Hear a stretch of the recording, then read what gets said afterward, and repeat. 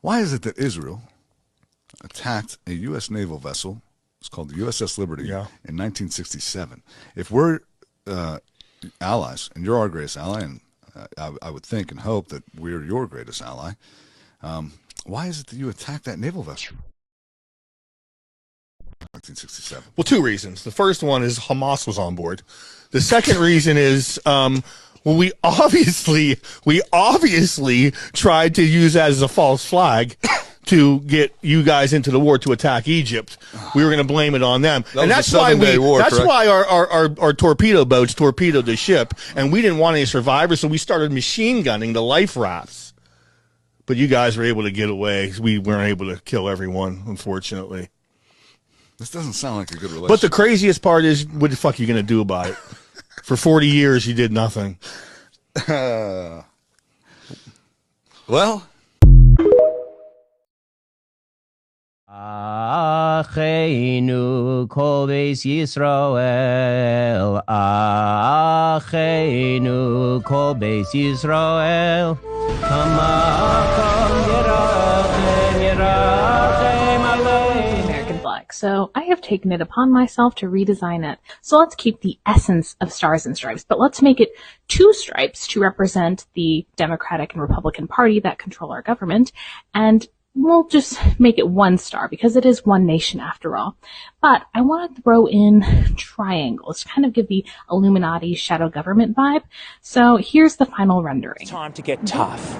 We need a COVID-like response to anti-Semitism. You know, I was thinking of putting a Palestinian flag outside my house, but I got scared. I'm not that brave because you know what that Palestinian flag stands for. If I put that Palestinian flag outside my house, it means that my house was promised to the Israelis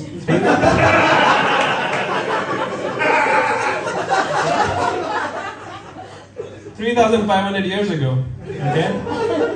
If you're wondering how that works logically, you're Hamas. This morning, when you knocked upon my door, I say, hello, Satan, I believe it is time to go. Me and the devil walking side by side. זה בסדר לירוק על נוצרים. אם הם עובדי עבודה זרה, אז אנחנו צריכים למוס בהם ולשקט אותם ולרמוס אותם ובעיקרון גם להרוג אותם, כי הרי גוי חייב בשבע מצוות בני נוח, ואם הוא לא מקיים את זה צריך להרוג אותו. אבל... אתה תהרוג מישהו? אם הייתי יכול, הייתי מאוד שמח לעשות את זה, אבל אין לנו בית דין, אז אנחנו לא יכולים לעשות את זה. אוקיי, אבל זה אמונה של מישהו אחר. זה אמונה שמישהו מאמין בה צריך להרוג אותו. מי שמאמין שהאלוהים שלי הוא חלק מאיש, אז צריך להרוג אותו. מי שמזלזל באלוהים שלי, אז אני אהרוג אותו. אז זה לא, אבל זה תפקיד שלכם. להרוג או לרעוק, זה לא התפקיד של אלוקים? לא, השם אומר לנו מה לעשות. הוא אומר, זה כתוב, להרוג? איפה? איפה כתוב? היהדות תפקידה בעולם זה לעשות טוב, לגרום שהעולם יהיה נקי. כן. אז כל בן אדם שיאמין באיזה בן זונה אחד. אבל איזה כתוב? אבל איפה זה כתוב? איפה זה כתוב? בגמרא. אתה רוצה להביא גמרא? אנחנו יכולים להביא גמרא ולראות. אבל הגמרא זה כתוב על ידי אנשים, לא על ידי... על ידי אנשים שהקדוש ברוך הוא שלח חכמים שכתוב בתורה של להקשיב להם.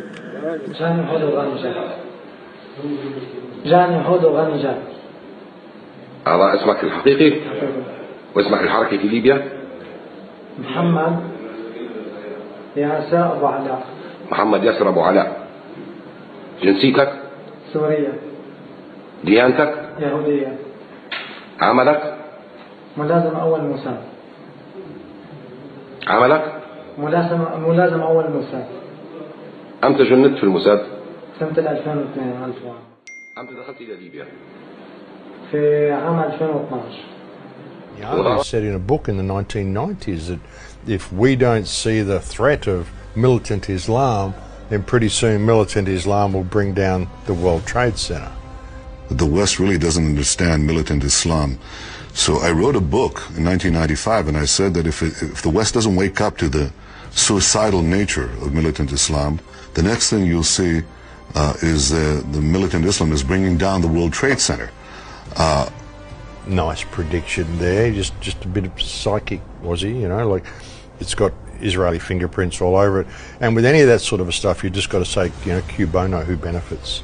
And the only people who benefited from 9/11 is Israel, and even Benjamin Netanyahu said that as well. So the one thing we are benefiting from at the moment is the attack on the World Trade Center. Netanyahu said, quote, "We're benefiting from one thing, and that is the attack on the Twin Towers and Pentagon and the American struggle in Iraq." I mean, they do these false flag attacks all the time. How much evidence do people need? And what would be the benefit for the Arab world blowing up Twin Towers? I mean, how have they benefited from this? Have a look at Iraq. Have a look at what we've done to the Arab world since that event happened. And look what Israel has got from that event happening, and ask yourself, who benefits? The American government rounded up 200 Israeli operatives after 9/11, during their 9/11 sweep operation, and deported them back to Israel. The Israelis invented modern terrorism. They admit it. That's what they used to oust the British from Palestine and take over Israel in 1948. And they've been doing it ever since. But they learned early on to make it look like Arabs and Muslims did it rather than Jews. You look at Larry Silverstein, who's a terrific owner in New York and a very good friend of mine who I just called. I was very worried about him because I assumed maybe he was in the building. He took possession of the building 1 week ago. As you know, he just bought the World Trade Center. Right.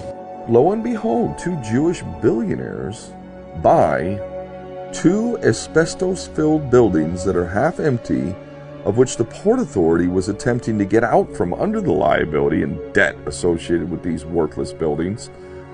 Two Jewish billionaires named Frank Lowy and Larry Silverstein buy these buildings, and the fact is, the literal, truthful, undeniable fact is that when they purchased the lease on the Twin Towers, they literally transferred billions of dollars of liability over to themselves, because the cost to extract the asbestos was in the billions.